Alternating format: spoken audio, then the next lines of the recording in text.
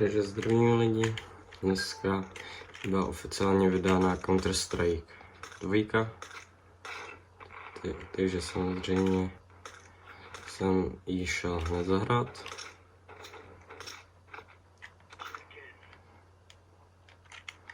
A samozřejmě mám hrozně moc výkonný počítač, takže mi to jede maximálně na 10 FPS.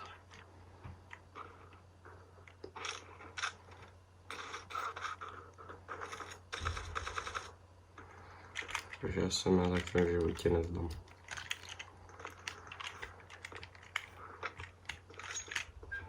Včera jsem chtěl pro vás natáčet video. Jsem to chtěl pojmenovat.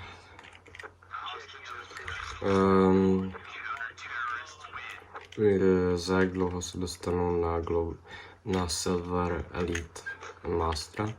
Akorát rovno, když jsem chtěl natáčet, tak se jdu kouknout a najednou vidím na Steamu Counter-Strike a aktualizace na Counter-Strike 2.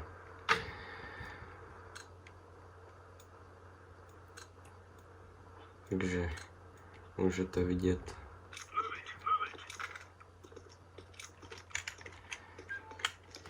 za mě Counter-Strike 2 mega v pohodě, akorát, že když máte low FPS jako já, tak bohužel nebudete mít takovou radost z toho. A třeba mega se mi líbí, že ten Deagle vypadá mega hezky s těma shaderama. Je nová Inspectation na Zeusu, takže hned jak vyjde skin na Zeus, kupu Dragon Lore na Zeus.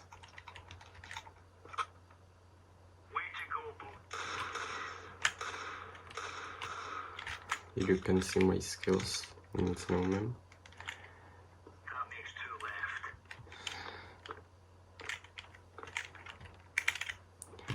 Přesunutí hostage vlastně.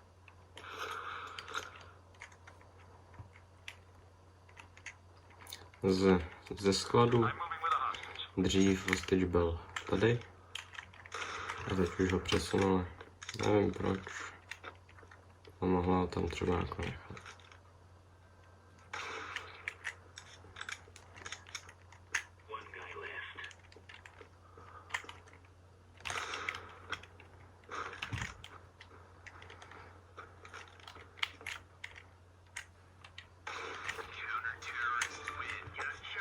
Tak, prostě nikdy to nerescue.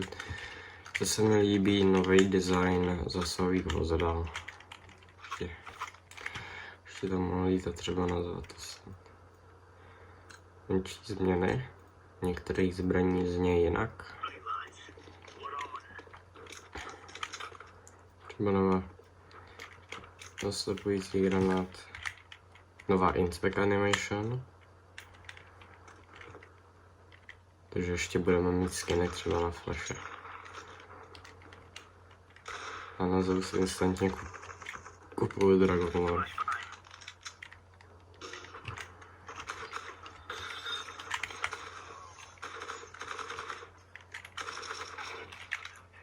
Bohužel, když CS2 byl CS byl odstraněný, tak si budete muset ještě chvíli počkat, než budou natáčet už konečně na OBS Studio. No, měsíc.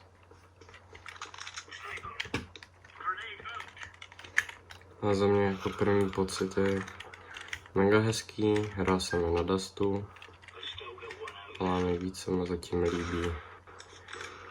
Vypadlo mi jméno Office.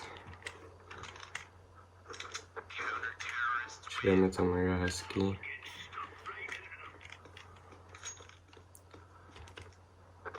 Pár ještě easter eggů je na mapě Inferno, akorát tam se nepodíváme.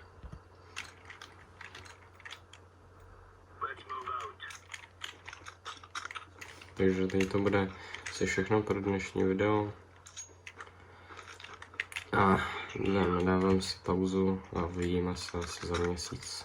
Tak čau.